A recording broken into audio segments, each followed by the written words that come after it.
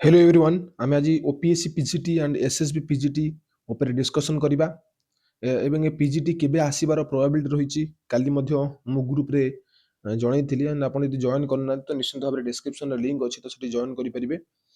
तो जुलाई 21 रे जो नोटिफिकेशन टी आसीची जो समग्र शिक्षा तरफ Odisha school education programme authority तरफ देखि पड़थिबे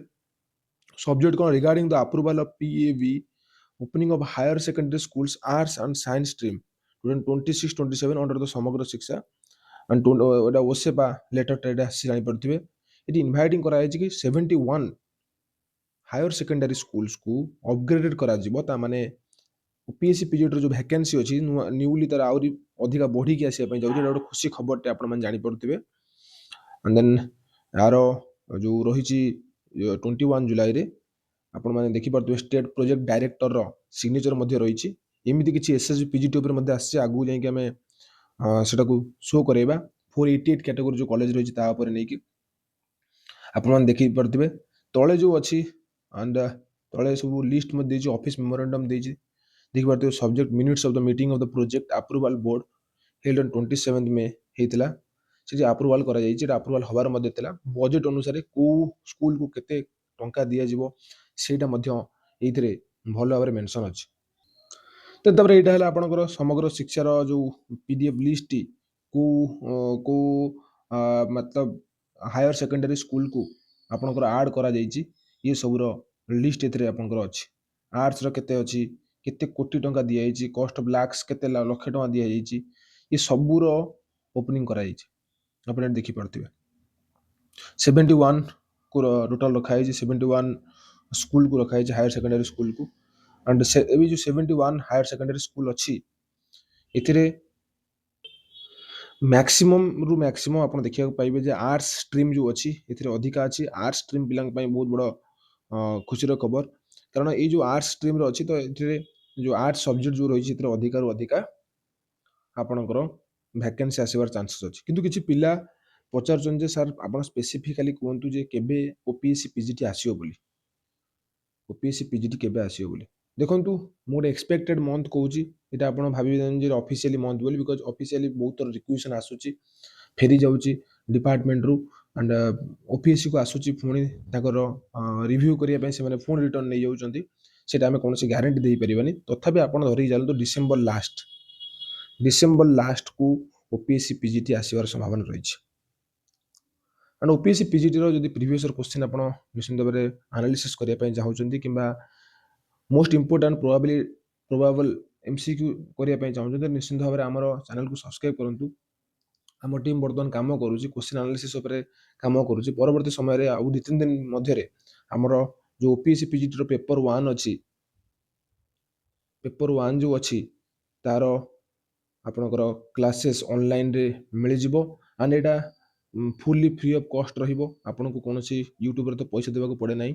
एटा फुल्ली फ्री ऑफ कॉस्ट रहबो एंड जेंति पेड टीचर माने जेमिति इन्फॉर्मेशन दियंती डाटा दियंती से माने आपन को पे करिया पड़े बट ये इन्फॉर्मेशन डाटा रे आपन को freely and full of free of cost रे आपन को मिल जिवो देन हमें देखिबा जे एसएसबी पीजीटी रिगार्डिंग एटा मत देखि पारथिबे एटा आउट नोटिस 21 जुलाई 2026 रो इतरे देखि पारथिबे to the all principal non government aided higher secondary schools 488 category Odisha and विशेष सूत्र मध्ये या कहबी तांको निश्चित भाबरे मगा जाईछि जे केबे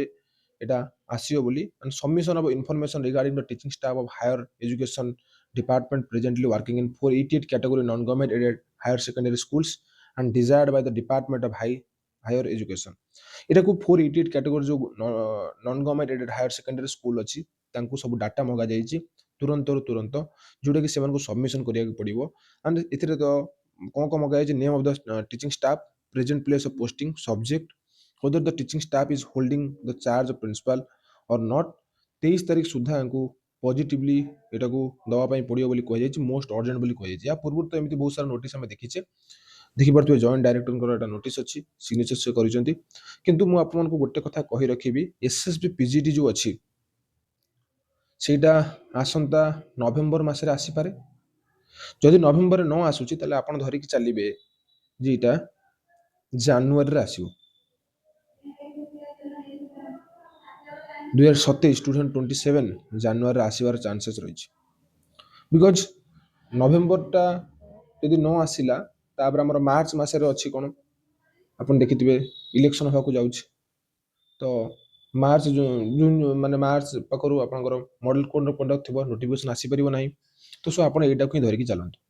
ଆଣ୍ଡ ପିଜିଟି ରିଲେଟେଡ୍ ଯାହା ବି ଆପଣଙ୍କର କୋଶ୍ଚିନ୍ ଅଛି ତ ନିଶ୍ଚିତ ଭାବରେ ପଚାରି ପାରିବେ। ଆଣ୍ଡ କମେଣ୍ଟ ବକ୍ସରେ କମେଣ୍ଟ ଦେଇପାରିବେ କ'ଣ ଇସ୍ୟୁଜ୍ ରହିଛି କି ଆପଣଙ୍କର କ'ଣ ଡାଉଟ୍ ରହିଛି। ଆଣ୍ଡ କିଛି ପିଲା କୋଶ୍ଚିନ୍ କରିବେ କି ଆପଣ ସ୍ପେସିଫିକ୍ ଡେଟ୍ ବୋଲି କୁହନ୍ତୁ। ଦେଖନ୍ତୁ ସ୍ପେସିଫିକ୍ ଡେଟ୍ ଗଭର୍ଣ୍ଣମେଣ୍ଟ କହୁନାହିଁ କି ଡିପାର୍ଟମେଣ୍ଟ ବି କହୁନାହିଁ ଯେ ଆଜି ପର୍ଯ୍ୟନ୍ତ କ'ଣ ହବ